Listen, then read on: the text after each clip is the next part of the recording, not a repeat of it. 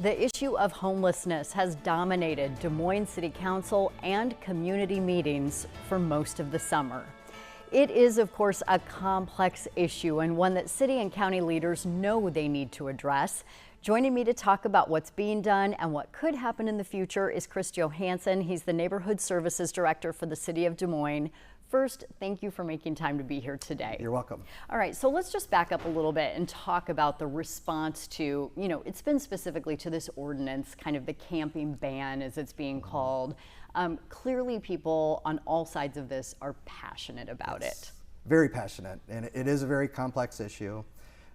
We do work hard to work towards solutions, and I know this coming Monday, not only with the ordinance change, but we do have a good positive with our partnership with Polk County on doing a new program for families experiencing homelessness.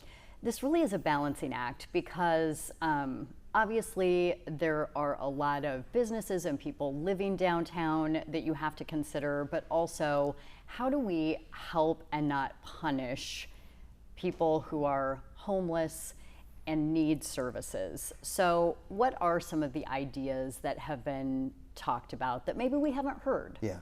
Recently, there's been a lot of work, just more units available for housing is a demand that we do have in our community. And I think there is a lot of programs that are in works, new units being built, new programs being developed.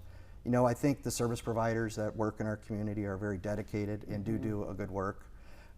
It's a demand that we need to meet as a community. Yeah. So I know right now different parcels of land, if you will, that the city owns are being discussed, and the potential of the county stepping in, purchasing that land, and then working to build housing on it. One piece of land, we have a map here, is 3 East Porter Avenue, and this map may not, be very descriptive for people. So just tell us where this is. Yeah, it's south side of Des Moines, pretty central south side. And this program is a very good thing for our community. It not only just for the need, it's helped meeting with families that are experiencing homelessness. But the other thing, we do have vacant lots that we are looking to be redeveloped. So I think from the neighborhood's perspective, we are going to be able to get a house back on the lot, which is a good thing for the community.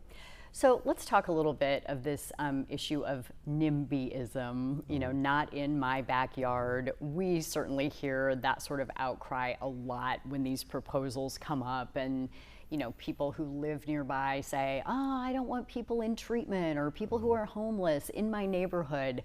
What do we do to assuage those kinds of fears and sort of visceral reactions, do you think? Very good question. It's very common. One thing I'd just like everyone to think about, especially with homeless families, these are families that have experienced a setback. It could be they went through a foreclosure.